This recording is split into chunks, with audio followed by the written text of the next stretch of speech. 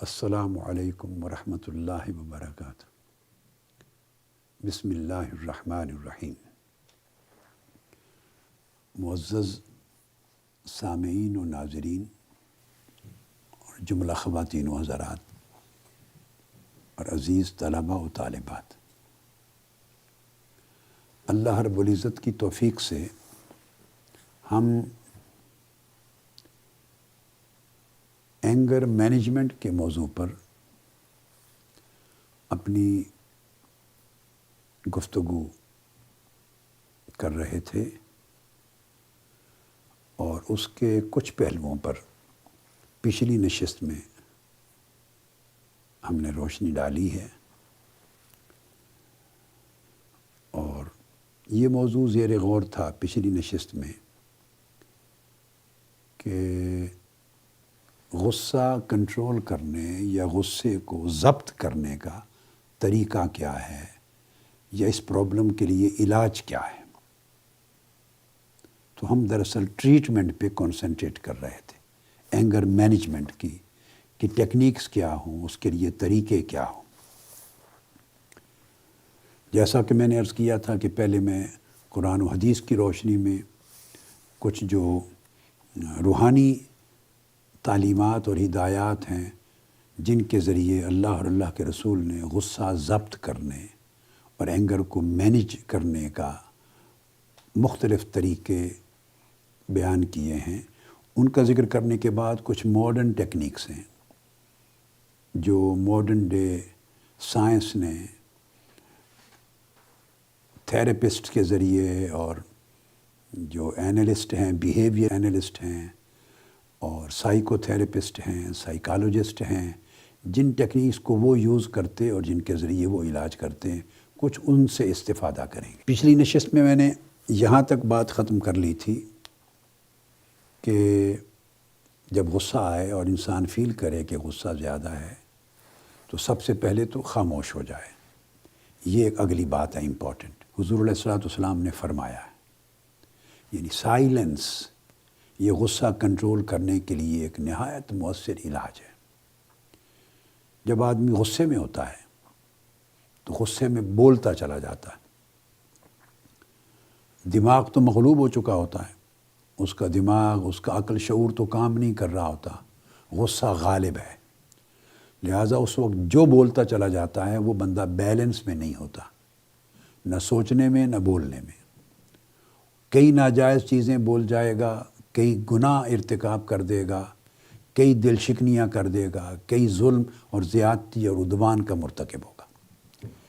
تو اس لیے اللہ اور اللہ کے رسول کی تعلیمات میں بڑی مقدم چیز ہے کہ جب غصہ آئے تو آدمی خاموش ہو جائے، اور میں نے آپ کو سمجھایا تھا کہ خاموش ہونے کے لیے بہتر ہے کہ وہاں سے ڈسٹنس کرے، موو کر جائے، الگ وہاں تحفظ کرے، پناہ مانگے، چونکہ یہ شیطان کی بھڑکائی ہوئی آگ ہے، استغفار بھی کرے۔ یہ بھی میں نے بتا دیا تھا کہ غسل کر لے اگر پاسبل ہو، نہیں ہے تو آقا علیہ السلام نے فرمایا وضو کرے، وضو سے ٹھنڈک پیدا ہوگی، وہ غصے کو کام ڈاؤن کرتا ہے۔ اور یہ بھی میں نے عرض کر دیا تھا کہ پوسچر بدلے، کہ اگر کھڑا ہے تو بیٹھ جائے، اس سے غصہ آدھا رہ جائے گا، اور بیٹھ کے استغفار کرے، تعوذ کرے، خاموشی اختیار کرے، اس سے اس کو وقفہ ملے گا سوچنے کا۔ اور اگر بیٹھنے سے غصہ کم نہیں ہوا تو لیٹ جائے، یہ بھی حدیث پاک میں ہے کہ لیٹ جائے، لیٹ کے پھر سوچ بچار کرے کہ جو میں نے سوچا کیا وہی صحیح ہے۔ ممکن ہے جس بات پہ مجھے غصہ آیا ہے اس بات کا اور پہلو بھی ہو سکتا ہے۔ یہ وہ اینگل ہے جس سے سائیکو تھیراپسٹ اور سائیکالوجسٹ ڈپریشن کے مریضوں کو ٹریٹ کرتے ہیں۔ غصہ یعنی اینگر اور ڈپریشن یہ بھائی بہن ہیں، یعنی ایک ہی فیملی کے افراد ہیں۔ یہ غصے کے اندر جو دماغی کیفیت ہوتی ہے وہ نیگیٹو ہو جاتا ہے آدمی، یہی نیگیٹیوٹی غصے میں اور ڈپریشن میں کامن ہے۔ تو جب وہ لیٹے گا، وقفہ لے گا، اس کو ٹائم ملے گا، اس فرصت میں، فراغت کے وقت میں وہ سوچے۔ یہ ضروری ہے کہ جس بات پہ مجھے غصہ آیا فلاں شخص نے مجھے، میری وائف نے مجھے یہ بات کی، یا بیوی کو غصہ آیا ہوا ہے تو میرے شوہر نے مجھے یہ بات کی، میرے بھائی نے یہ کہا، میرے دوست نے فلاں نے یہ کہا، تو جو اس نے کہا کیا اس کا معنی وہی ہے، اس کی نیت وہی تھی جو میں سمجھا ہوں، یا اس کی ممکن ہے کوئی اور نیت ہو، اس بات کے پس منظر میں کوئی اور چیز ہو، وہ کچھ اور کہنا چاہتا تھا، جو میں غصہ آ گیا تو میں پوری وضاحت سن نہیں سکا، یا اس کا معنی اور ارادہ وہ نہیں تھا جو میں سمجھا ہوں، یعنی اسی بات کے دیگر پہلوؤں پر بھی کنسنٹریٹ کریں۔ ہر بات کو جب آپ سوچیں گے تو اس کے غور کریں گے تو دو ڈائریکشن ضرور نکلتے ہیں، اس کے پازیٹیو سائیڈ بھی نکلتی ہے اور نیگیٹیو سائیڈ بھی نکلتی ہے۔ یہ ہے آپ کا وے آف تھنکنگ، آپ کس طرح اس کو لیتے ہیں، آپ کس طرح سمجھتے ہیں، کس سائیڈ پر فوکس کرتے ہیں۔ اسی کو قرآن و سنت نے اور دین اسلام نے حسن ظن اور سوء ظن کی دو اصطلاحات کے ساتھ تعبیر کیا ہے، اور یہاں تک کہا ہے، یعنی فقہا نے، ائمہ دین نے، بزرگان دین نے، اصول دین کے ائمہ نے، عقائد کے ائمہ نے کسی کو کافر کہنا ہے یا نہیں کہنا، تکفیر کرنی ہے یا نہیں، یہاں تک لکھا ہے کہ اگر 99 اسباب اس شخص کے جس کے اوپر آپ فتویٰ دینا چاہتے ہیں ایسے نظر آئیں کہ جو کفر کے قول کی طرف لے جائیں آپ کو، 99، اور ایک سبب صرف ایسا بچ جائے 1% کہ ایسی تعویل یا تعبیر یا توجیہ یا انٹرپریٹیشن ہو سکتی ہے جس سے وہ کافر نہیں بنتا، مسلمان رہتا ہے، تو یہ کہا گیا ہے کہ 99 اسباب کو نظر انداز کر دو کیونکہ وہ نیگیٹو سائیڈ ہے، ایک سبب صرف جو پازیٹیو سائیڈ ہے اس پر فوکس کر کے اس کی تکفیر سے اعتراض کرو، بچ جاؤ، رک جاؤ تکفیر سے۔ یعنی 1% بھی چانس ہو تو تکفیر سے روکا گیا ہے۔ یہ ہے اصول دین، عقائد کے اندر قاعدہ ہے، اور 99% بھی تکفیر کے چانسز ہوں تب بھی ان کی طرف فوکس کرنے سے منع کیا ہے، 1% پر توجہ دی ہے۔ وہ 1% پر کیوں دی ہے کہ اس میں حسن ظن پڑا ہوا ہے، اس 1% کے حصے میں حسن ظن ہے، کہ اس میں ایک پازیٹیو وے آف تھنکنگ ہے کہ اس نے یہ بات کی، اپیرنٹلی تو اس کا معنی یہ نکلتا ہے، مگر اس کی یہ بھی تعویل ہو سکتی ہے، اس کا یہ بھی معنی ہو سکتا ہے، اس کے پیش نظر ممکن ہے یہ ارادہ تھا، اس کو تعویل کہتے ہیں، تو بندہ اس کی تعویل کرے، اس کو کہتے ہیں عذر۔ جو عذر خود وہ پیش نہیں کر سکا اور آپ اس عذر کو کریٹ کر سکتے ہیں، عذر، معذرت کا لفظ اسی میں سے ہے کہ عذر کریٹ کریں کہ یہ بات جو اس نے کہی ہے غلط ہے، مگر اس کا عذر یہ ہے، شاید یہ ریزن درست تھی جس کی وجہ سے کہنا چاہتا تھا، ایکسپلین نہیں کر سکا، میں سمجھ نہیں سکا، ماحول غلط تھا، موقع درست نہیں تھا، مگر شاید اس کی بیک گراؤنڈ میں کچھ بات اور تھی، وہ جو اس کا عذر تلاش کریں۔ صوفیاء کرام یہی کہتے ہیں، اولیاء، صوفیاء، سب ائمہ، وہ یہ کہتے ہیں کہ اگر کوئی دوست ہے یا کوئی قریبی آدمی ہے تو اس کی کوئی غلطی ہو تو از خود اس کی غلطی سے عذر تلاش کر لو، جس سے اس کی حفاظت ہو جائے، جس سے آپ سوء ظن سے بچ سکیں، جس سے برے خیال سے بچ سکیں، تاکہ آپ کو غصہ نہ آئے، آپ ریئیکٹ نہ کریں، خود عذر تلاش کریں، یعنی اسے معذرت کرنے کی نوبت نہ آئے، اسے اپنا عذر پیش کرنے کا بھی موقع نہ دیں۔ اس سے بھی صوفیاء اور اہل اللہ روکتے ہیں کہ اگر وہ عذر پیش کرے گا تو اسے شرمساری ہوگی۔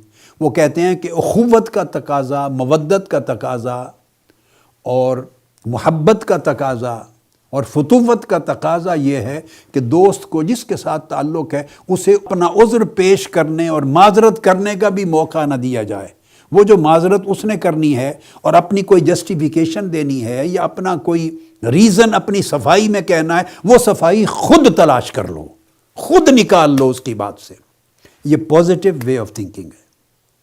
تو اس کا ایک پازیٹیو طریقہ دیکھیں، یہ تب ہوگا جب آپ اس میں بریک لیں گے، غصے میں بریک کریں گے، جگہ سے ہٹ جائیں گے، لیٹ جائیں گے، بیٹھ جائیں گے، سوچیں گے، استغفار کریں گے، اور پھر جب اینالائز کریں گے تو آپ کو پھر عذر ملیں گے، تعویلات ملیں گی، حسن ظن کے راستے ملیں گے، اور یہ غصے کو ٹھنڈا کرے گا۔ اس کے بعد ایک پہلو اور بھی ہے، وہ یہ کہ یوں سوچے انسان کہ آج مجھے غصہ آیا ہے اس شخص پر، اب ایک اور علاج بتا رہا ہوں کہ وہ یوں سوچے کہ آج مجھے اس پر غصہ آیا ہے اور غصے کے نتیجے میں جو اس کے اوپر چڑھائی کر رہا ہوں یہ دراصل انتقام ہے۔ غصے کا اظہار کرنا دوسرے پر، اس کو بے عزتی کرنا، اس کو ڈانٹ ڈپٹ پھیلانا، اس پر چڑھائی کر دینا، اس کی تہ میں جائیں یہ ہے کیا؟ یہ دراصل انتقام ہے۔ اندر جو ایک ارتعاش آیا ہے، ایک تلاطم پیدا ہوا ہے، ایجیٹیشن اور احتجاج پیدا ہوا ہے، اس احتجاج کو آپ باہر نکال رہے ہیں، الفاظ کی صورت میں، گالی گلوچ کی صورت میں، ڈانٹ ڈپٹ کی صورت میں، سخت تلخ جملوں کی صورت میں۔ اس میں الفاظ بھی سخت ہیں، آنکھیں بھی سرخ ہو رہی ہیں، گلے کی یہ جو رگیں ہیں وہ بھی موٹی ہو رہی ہیں، چہرہ بھی سرخ ہو رہا ہے، ہاتھوں کی حرکت بھی ہو رہی ہے۔ یہ سارا کچھ جو ہو رہا ہے یہ کیا ہے؟ آپ غصہ دکھا کے اسے خوف زدہ کر رہے ہیں، ڈانٹ ڈپٹ پلا رہے ہیں۔ یہ انتقام ہے در حقیقت، آپ کی سمجھ میں آئے یا نہ آئے، مگر یہ دراصل ایک شعوری یا لا شعوری سطح پہ ایک انتقام کا عمل ہو رہا ہے۔ اس وقت سے سوچیں کہ میں جو غصے میں اس سے انتقام لے رہا ہوں یا اس کو سزا دے رہا ہوں یا اس کو میں ڈرا دھمکا رہا ہوں، وہ اس وقت دھیان کرے، یہ علاج ہے، دھیان کرے کہ میں بڑا ہوں یا میرا اللہ بڑا ہے۔ انتقام لینے کی طاقت اور قدرت مجھ میں زیادہ ہے یا اللہ میں زیادہ ہے؟ آج اگر اس سے خطا ہوئی ہے، شوہر سوچے میری بیوی سے خطا ہوئی ہے، بیوی سوچے میرے شوہر سے خطا ہوئی ہے، بہن بھائی ایک دوسرے کے بارے میں سوچیں، اعزا اقارب سوچیں، دوستوں کے بارے میں سوچیں، افسر ماتحت کے بارے میں سوچیں، جس کے ساتھ بھی آپ کا کانٹیکٹ ہے، ریلیشن ہے، انٹریکشن ہو رہا ہے، جس پر غصہ آیا ہے، سوچے کہ اس سے خطا ہوئی ہے، چلو مان لیا اس نے غلطی کی، اس نے زیادتی کی، اس نے نافرمانی کی، یہاں تک بات مان لی، آدھا حصہ درست ہے۔ آپ کو غصہ آ گیا اور غصے کی وجہ سے آپ نے اس کو گرفت کرنا شروع کر دی۔ یہاں یہ سوچنے کی ضرورت ہے کہ کتنی نافرمانیاں ہم اپنی زندگی میں کرتے ہیں، اللہ کے احکام کو توڑتے ہیں، اللہ کی ناراضگی کا سبب بنتے ہیں، ہم اللہ کے فرامین کو، اللہ کے رسول کے فرامین کو زندگی میں اٹھا کے پھینکتے ہیں اور اللہ کو ناراض کرتے ہیں۔ کتنی چیزیں ہم نے جمع کر رکھی ہیں اللہ کی ناراضگی کے لیے اور قیامت کے دن کے انتقام کے لیے۔ تو وہ دن جب میں اللہ کے حضور پیش ہوں گا اور اللہ مجھ پہ ناراض ہوگا اور میرے گناہوں پر، میری نافرمانیوں پر، میری کوتاہیوں پر، میرے ظلم پر، زیادتی پر، ساری خرابیوں پر انتقام لینا چاہے گا، کون بچائے گا مجھے؟ کون چھڑائے گا؟ تو اس کی طاقت و قدرت زیادہ ہے یا میری طاقت و قدرت زیادہ ہے؟ یہ سوچے کہ اگر میں آج اس کے انتقام کو نہیں روکتا اور اپنے غصے کو قابو میں نہیں لے آتا تو قیامت کے دن میرا حق کیا رہ جائے گا کہ اللہ مجھ سے انتقام نہ لے، اللہ مجھے سزا نہ دے، اللہ مجھ سے ناراض نہ ہو اور مجھے اٹھا کے جہنم میں، دوزخ میں نہ پھینک دے۔ میرے پاس کیا استحقاق ہوگا عرض کرنے کا؟ کیا جواز ہوگا کہ باری تعالیٰ مجھے معاف کر دے؟ اگر اس وقت آپ کہیں گے باری تعالیٰ مجھے معاف کر دیں، میری نافرمانیاں ہیں، کوتاہیاں، غلطیاں ہیں، میں مانتا ہوں معاف کر دیں، تو جواب ہوگا تو بندہ ہے، وہ بھی بندہ تھا، اس کی کوتاہی تھی، غلطی تھی، آپ کے ساتھی کی، آپ کے کمپینین کی، آپ کے پارٹنر کی، اس کی غلطی تھی، درست ہے، مان لیا غلطی تھی، مگر تم نے انتقام لیا، تم معاف نہیں کر سکتے تھے۔ تو یاد رکھ لیں جو بندہ معاف نہیں کرتا وہ قیامت کے دن معافی طلب کرنے کا اپنے لیے اس کا حق بھی نہیں رکھتا۔ تو یعنی یہ سوچے کہ اللہ کی طاقت مجھ سے زیادہ ہے، اگر وہ مجھ سے انتقام لینے پر آ گیا اور معاف نہ کرنے پر آ گیا تو میرا حشر کیا ہوگا۔ اب اس میں ایک چیز اور ہے بڑی امپورٹنٹ، ایک اور علاج کا۔ یہ غصہ آتا کیوں ہے؟ آتا یہ ہے کہ آپ کہیں نہ کہیں آپ کی جو میں ہے اس کو ضرب لگتی ہے، میں کو کوئی چوٹ لگی، بندہ سوچتا ہے اس نے میری بات نہیں مانی۔ گھروں میں بہت سے لوگوں کے یہ جھگڑے ہوتے ہیں، میاں بیوی میں خاص طور پہ زیادہ مسائل ہوتے ہیں، پھر اپنی فیملیز میں بھی ہوتے ہیں، اولاد میں اور والدین کے مابین بھی۔ اللہ نہ کرے کئی جگہیں ایسی ہیں جہاں ریلیشننگ بگڑ گئی ہوتی ہے۔ تو انسان جب سوچتا ہے کہ یہ کون ہوتا ہے، اس نے مجھے ایسی بات کہہ دی ہے، میرے ساتھ ایسا زیادتی کر دی ہے، یا کبھی کہتا ہے میں نے تمہیں یہ نہیں کہا، میں نے یہ نہیں کہا، میری بات نہیں مانی، مجھے اہمیت نہیں دی، میری بات کو ٹھکرا دیا۔ یہ جو میں کا ایک مصیبت ہے، فساد ہے، یہ ایک بہت بڑا شیطان ہے جو اندر گرا۔ بہت لوگ یہیں سے فساد کو شروع کرتے ہیں۔ تو اگر اس میں پر کنٹرول کر لیں کہ میں کچھ نہیں ہوں. کون ہے آپ کا کہنا کہ میری بات نہیں مانی؟ بندہ یوں سوچے بھئی تو ہے کیا؟ میں کیا ہوں؟ میری بات نہیں مانی تو کیا ہو گیا؟ کوئی کفر ہو گیا ہے؟ میں کیا ہوں؟ اللہ رسول کا منصب، اس کو حاصل کرنے اور چھین کے اپنے ہاتھ میں رکھنے کی کوشش ہمیں نہیں کرنی چاہیے. اگر آپ کی بات نہیں مانی تو اس سے کوئی کافر تو نہیں ہو گیا، کوئی فاسق و فاجر نہیں ہو گیا، کوئی بڑا ظلم نہیں ہو گیا. ممکن ہے اس نے آپ کی بات کو درست نہ سمجھا ہو، ممکن ہے اس کی آپ کے ساتھ اختلاف رائے ہو. اختلاف رائے دو میں ہو سکتا ہے، ممکن ہے یہ درست ہے، ممکن ہے وہ درست ہے. اب یہ تو کہیں لکھا ہوا نہیں ہے کہ چونکہ آپ شوہر ہو گئے ہیں اور وہ بیوی ہے، لہٰذا چونکہ آپ شوہر ہیں لہٰذا آپ کی کہی ہوئی ہر بات درست ہوگی اور بیوی کی غلط ہے چونکہ وہ بیوی ہے. یا بیوی یہ سوچے کہ سارا دن کام کاج گھر کا سنبھالنا میں کرتی ہوں، میں بیوی ہوں، محنت میری زیادہ ہے، میں نے یہ بات کہی ہے میری درست ہے، شوہر کو کیا پتا؟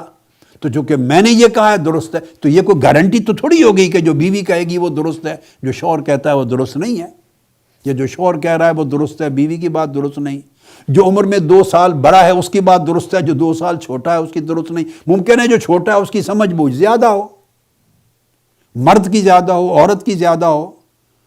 یہ ڈیپینڈ کرتا ہے، ہر شخص کی اپنا ایک وے آف تھنکنگ ہے. تو اختلاف رائے ہو سکتا ہے، اختلاف رائے میں گنجائش دینی چاہیے. ممکن ہے دوسرے کی بات درست ہو، میں غلطی پر ہوں، میں اس کو صحیح انالائز نہیں کر سکا. لہٰذا یہ بھی اینگلز ہیں غصے کو کنٹرول کرنے کے. اس کے بعد ایک پہلو اور بھی ہے، وہ یہ کہ بندہ دیکھے کہ جب آپ غصہ کر رہے ہیں دوسرے پر، آپ اس کو سنب کر رہے ہیں، بے عزت کر رہے ہیں، ذہن میں رکھیں کہ اب وہ بھی انتقام لے گا. گویا اس کے اندر آپ نفرت اور انتقام کے بیج بو رہے ہیں. یہ اب علاج کا ایک اور طریقہ ہے. غصہ نہ کرنا، درگزر کر دینا، سائلنٹ ہو جانا، معاف کر دینا.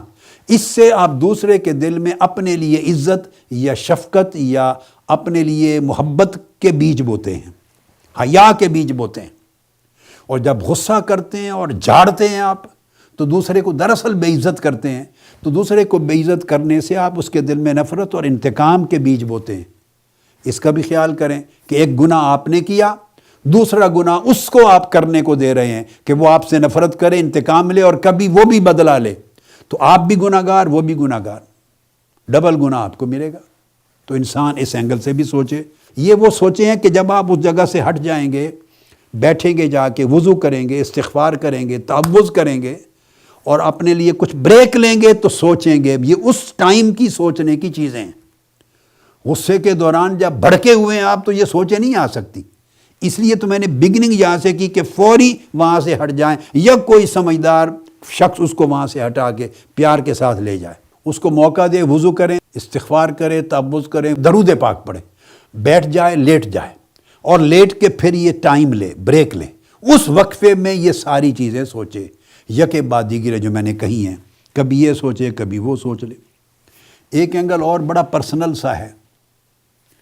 وہ پرسنل یہ ہے کہ جب غصے کی کیفیت ہوتی ہے تو دلچسپ ہے، آپ کو ہنسی بھی آئے گی مگر یہ واقعہ ہے. کریں آپ کبھی ایک مصنوعی سا غصہ کر لیں، ذرا اس کو انجوائے کریں.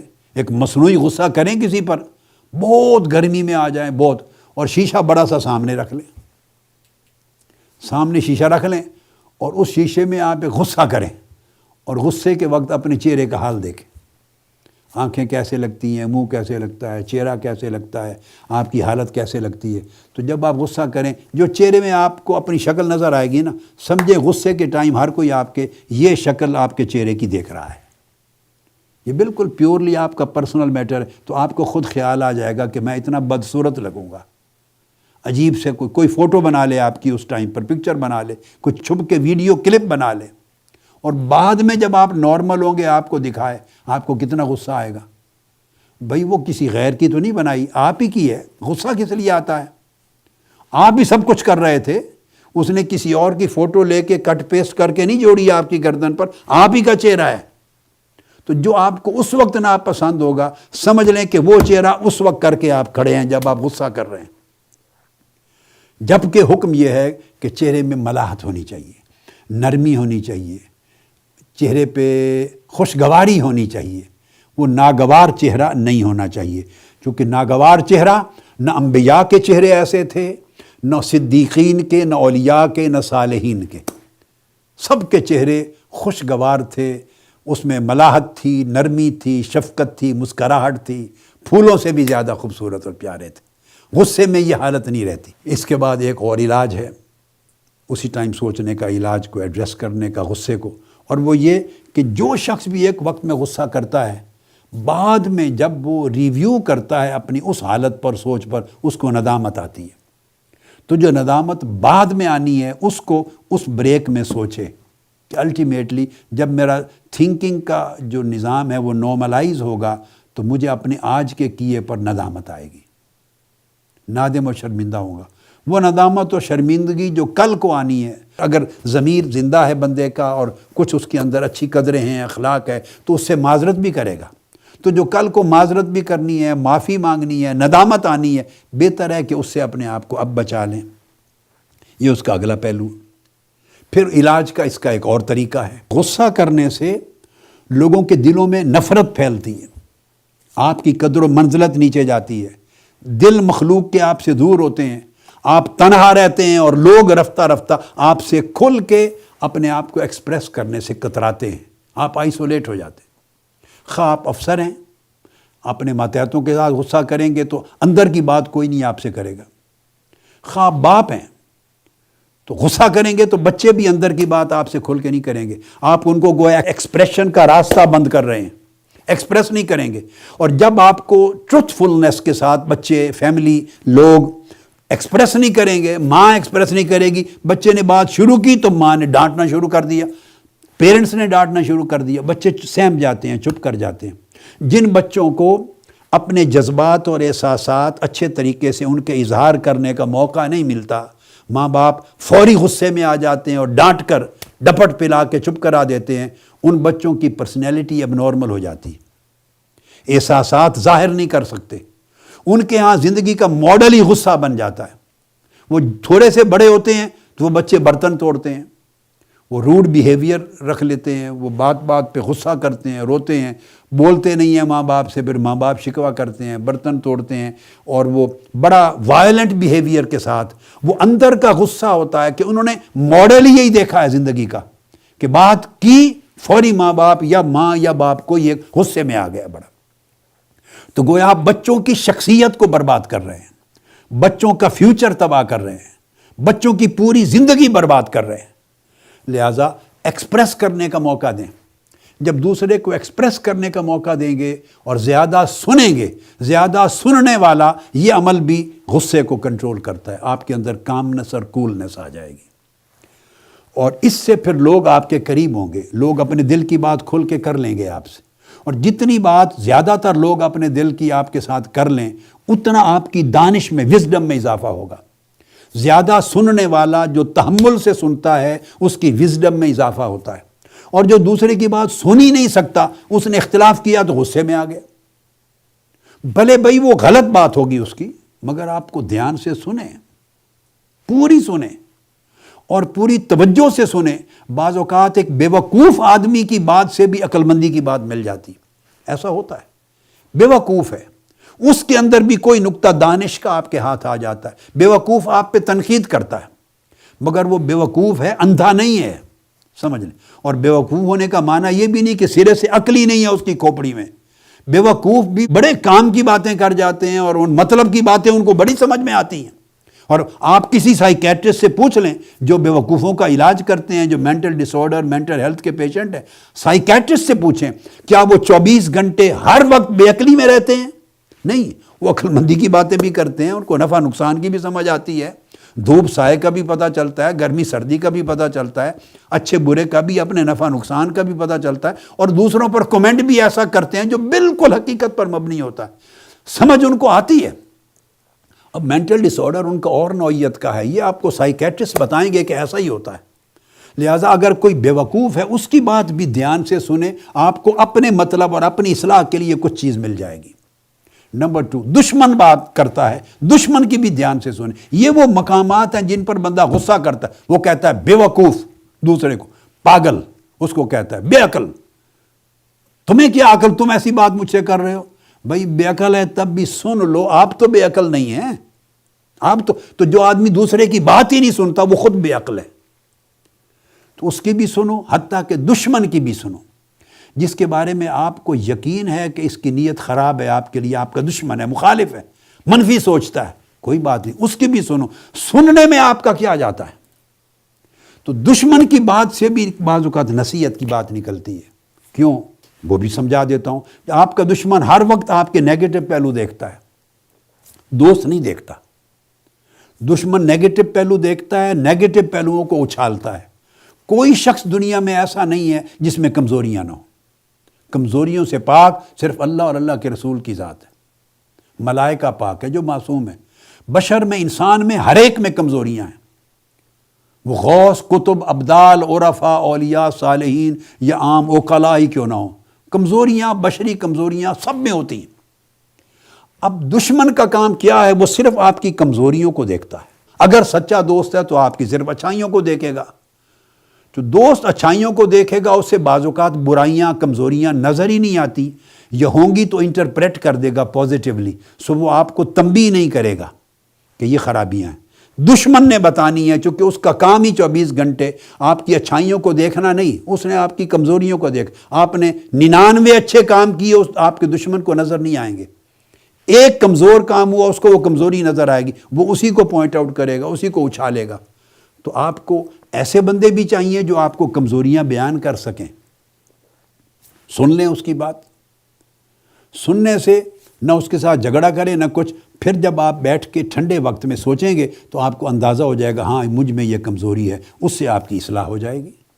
تو بعض اوقات دشمن اور بے وقوف کی بات سے آپ کو اصلاح ملتی ہے، مگر یہ تبھی ملتی ہے جب غصے کی آگ سے آپ نکلیں اور ٹھنڈے طریقے سے بات کو سنیں اور دیکھیں. یہ وہ طریقے ہیں جن سے دوری ختم ہوتی ہے اور لوگ قریب آتے ہیں.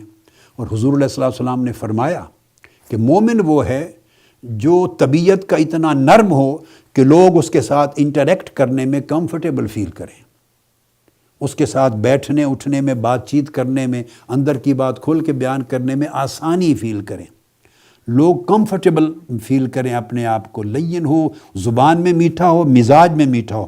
اور جس شخص، اس کو فرمایا وہ مومن ہے، جنتی ہے. اور جس شخص کے ساتھ بات کرنا، کھل کے اظہار کرنا لوگ اپنے لیے ڈیفیکلٹ سمجھیں، ٹربل سم سمجھیں، گھبرائیں، وہ سمجھ لیں کہ وہ اس کے ایمان میں نقص ہے، وہ بدخلق ہے، اور بدخلقی دوزخ کی طرف لے جاتی ہے. ان چیزوں پر انسان کی شخصیت استوار ہوتی ہے. آخری چیز وہ یہ ذہن میں رکھ لیں کہ غصہ ٹھنڈا کر لینا اٹ سیلف عفو درگزر ہے. کتنی فضیلتیں قرآن مجید میں بیان ہوئی ہیں معاف کر دینے کی. جیسے فرمایا قرآن مجید کی اس آیت کریمہ میں جو سورہ آل عمران کی ہے، والکاظمین الغیظ، جو غصہ ضبط کر لیتے ہیں، ساتھ ہی فرمایا والعافین عن الناس، اور لوگوں کو معاف کر دیتے ہیں. جوڑا ہے. یعنی اس سے پہلے فرمایا جو لوگوں پہ خرچ کرتے ہیں، اور خرچ کرنے کا مطلب اندر کی جو حرص اور ہوس ہے اور کنجوسی، اس کو ختم کرتے ہیں، اور لوگوں کی بھلائی پر اپنی محبت مال کی قربان کرتے ہیں. پہلے یہ، پھر فرمایا غصے کو ضبط کرتے ہیں، اور اس کے بعد اگلی چیز فرمائی والعافین عن الناس، لوگ اگر کوئی غلطی کر دیں، کوتاہی کر دیں، حق تلفی کر دیں تو معاف کر دیتے ہیں، درگزر کر دیتے ہیں. یہ جڑا ہوا ہے. تو درگزر کرنے کی جو فضیلت ہے، قدر و منزلت، اس کو دیکھیں. اور اپنے نفس پر جب غصہ آتا ہے تو اس پہ قابو پانا اور درگزر کرنا، معاف کرنا. غصہ ضبط کرنے کا معنی یہ ہے کہ پھر بندہ درگزر کرتا. تو اللہ پاک درگزر کرنے والے کو اعلیٰ درجات دیتا ہے. جب درگزر کرے گا تو پھر اس کے بعد اگلا سوچے واللہ یحب المحسنین، یہ بھی علاج ہے. اللہ پاک احسان کرنے والوں کو پسند کرتے. وہ یوں سوچے کہ قصور تو تھا اس کی غلطی تھی، مگر معاف کرنے میں احسان کا عمل ہے، میں اللہ کے حضور اس کی محبت کا طلبگار ہوں. آدمی جب غصہ ضبط کر لے گا، اس کو معاف کر دے گا، اور مزید اچھے رویے کے ساتھ، بھلائی کے ساتھ اس پر احسان کرے گا، تو اس کے نتیجے میں وہ بندہ اللہ کی محبت کا سزاوار اور مستحق بن جائے گا. تو اللہ رب العزت کی محبت اسے اپنے دامن میں لے لے گی.